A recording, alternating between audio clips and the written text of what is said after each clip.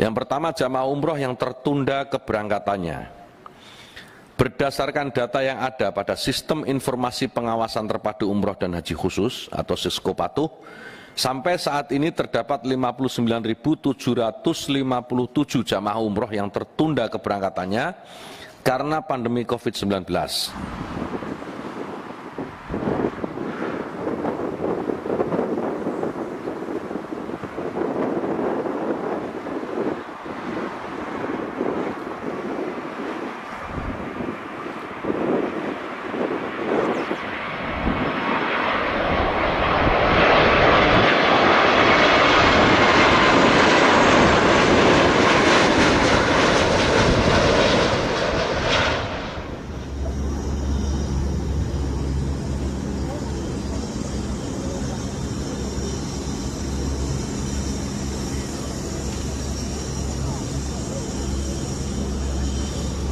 Dengan penyiapan transportasi udara. Saat ini Kementerian Agama sedang menyiapkan rencana perjalanan haji tahun 1443 Hijriah atau 2022 Masehi yang memuat tentang skema pergerakan jamaah haji mulai dari pemberangkatan ke Arab Saudi sampai pemulangan ke tanah air. Selain itu kami juga sedang menyiapkan pedoman dalam rangka seleksi penyediaan transportasi udara bagi jamaah haji. Dan yang terkait dengan kesiapan asrama haji, seluruh asrama haji dalam kondisi baik dan siap melayani jamaah haji tahun 1443 Hijriah dan siap menerapkan protokol kesehatan. Dan bimbingan manasik haji dan umroh di masa pandemi, kami juga telah menerbitkan buku panduan teknis manasik haji dan umroh pada masa pandemi.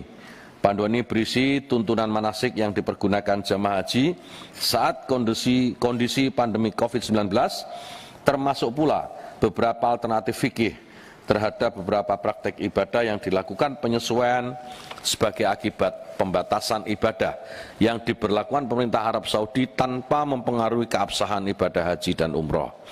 Kami akan menyiapkan skema manasik pandemi yang terintegrasi dengan manasik di Arab Saudi secara digital. Kemudian terkait dengan isu-isu yang terkait.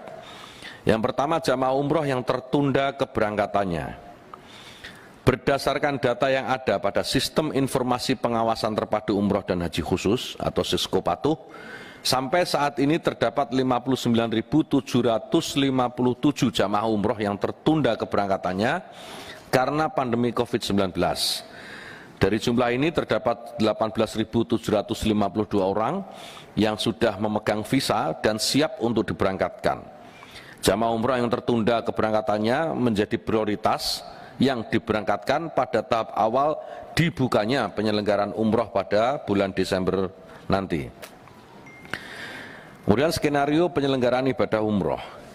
Kementerian Agama sudah menyiapkan skenario penyelenggaraan ibadah umroh di masa pandemi COVID-19.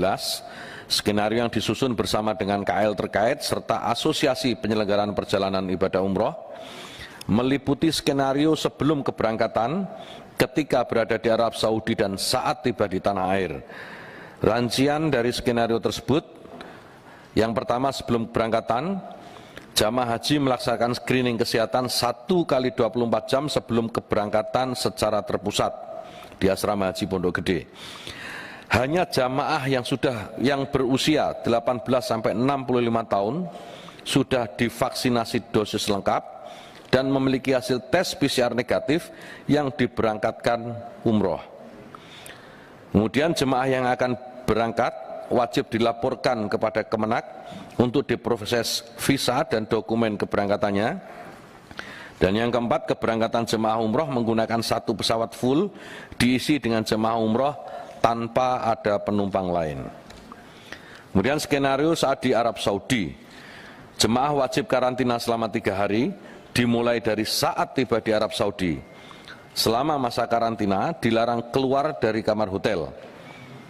Kemudian pelaksanaan ibadah umroh selama 9 hari termasuk perjalanan pulang pergi. Lalu akomodasi diisi 2 orang per kamar, makan disajikan dalam kemasan, dan transportasi mengikuti ketentuan Arab Saudi. Berikutnya umroh dilaksanakan 1 kali, sholat 5 waktu di Masjidil Haram melalui Etamarna ini aplikasi, dan bebas sholat 5 waktu di Masjid Nabawi. Juga wajib melakukan tes PCR sebelum kepulangan, hanya yang hasilnya negatif diperbolehkan kembali ke tanah air. Kemudian skenario saat tiba di Indonesia. Jamaah wajib melakukan tes PCR sesaat setelah tiba di Bandara Soekarno-Hatta, dan jamaah wajib melakukan karantina setelah perjalanan luar negeri mengikuti ketentuan Satgas COVID-19 di hotel yang telah dipilih PPIU dan mendapatkan legalisasi dari Satgas COVID-19.